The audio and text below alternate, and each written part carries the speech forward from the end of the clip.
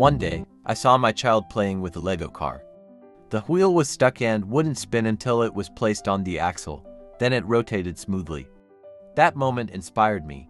In cataract surgery, when the lens is stuck in capsule, or without enough zonular support, central fixation like an axle may allow safe and effective rotation. So, that's the idea of hold and rotate, an approach to rescue the unrotatable nucleus. When the nucleus remains unrotatable during phacoemulsification, several strategies can be employed to proceed safely. By manual rotation using a second instrument alongside the chopper may facilitate mobilization.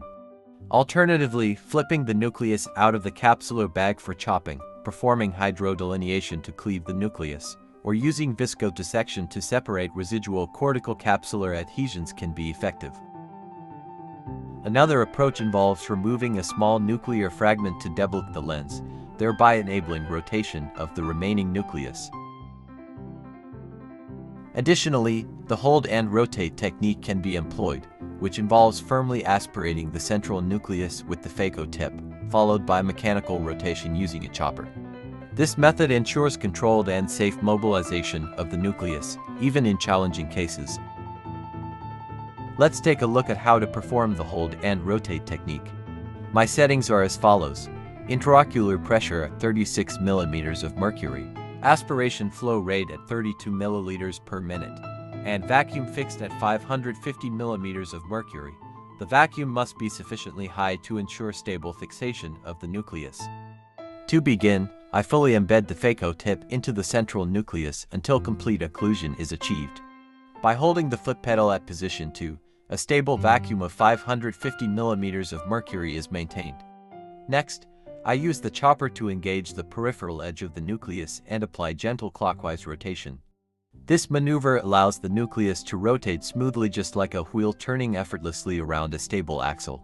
Let's see the hold and rotate technique again. The key to the hold and rotate technique lies in achieving firm central fixation of the nucleus using sufficient vacuum, maybe around 550 millimeters of mercury. This central fixation functions like an axle, providing a stable pivot point that allows the nucleus to rotate smoothly, much like a wheel turning around its center. To achieve this, the phaco tip must be embedded into the deep central portion of the nucleus until full occlusion is attained. Once stable, the chopper is used to apply gentle rotational force at the periphery, creating a lever-like effect that mobilizes the nucleus. It's crucial to avoid pushing, lifting, or tilting the nucleus during this step, as such movements may induce suction loss of phaco tip. By maintaining steady vacuum and avoiding unnecessary mechanical stress, this technique enables controlled, efficient rotation of the lens within the capsular bag even in eyes with poor zonular support or dense cortical fibrosis. This method enhances both safety and effectiveness in complex cataract cases. This is a 69-year-old female patient with dense posterior subcapsular opacity who underwent femtosecond laser-assisted cataract surgery. Despite successful laser capsulotomy and lens fragmentation, the nucleus remained resistant to rotation following hydrodissection.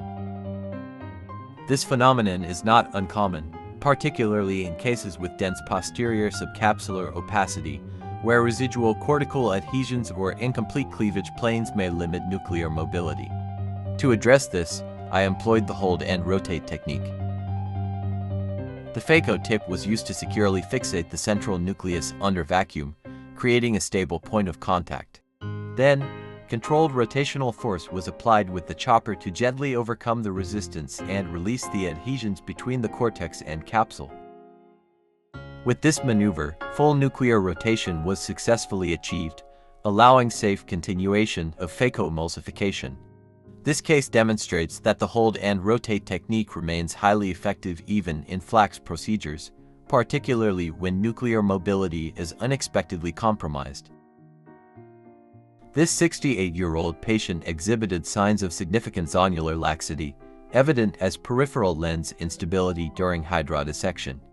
Although hydrodissection was successfully performed, underlying zonular weakness remained apparent.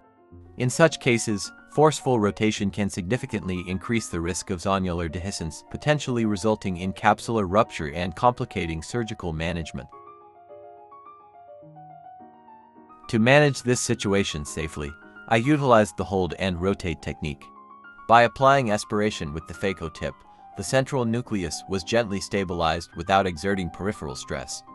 Subsequently, controlled rotational movement was applied using the chopper, allowing gradual mobilization of the lens.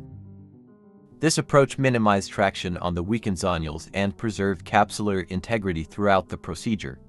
The hold and rotate technique proved particularly valuable in this case, providing a stable, low-stress method for achieving lens rotation in the setting of zonular compromise. In this final case, the patient was a 67-year-old with a history of prior ocular trauma and mild phacodonesis, indicative of subtle zonular compromise. Hydrodissection was performed with caution, and slight lens instability was observed intraoperatively, confirming the presence of zonular laxity. Although a clear fluid wave was achieved, the nucleus remained resistant to rotation, probably due to weakened zonular support and dense nucleus. To address this safely, the hold and rotate technique was employed. The phaco tip was used to gently fixate the central nucleus under vacuum, providing a stable point of control. Careful, low-torque rotational movement was then applied using the chopper to gradually mobilize the nucleus without transmitting excessive stress to the capsular bag or zonules. This method enabled safe and controlled nuclear rotation despite the underlying instability.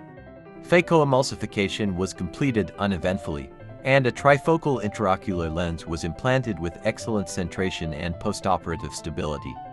In conclusion, the hold and rotate technique provides a safe and effective solution for unrotatable nucleus. It requires no additional instruments and can be seamlessly integrated into standard phaco chop procedures.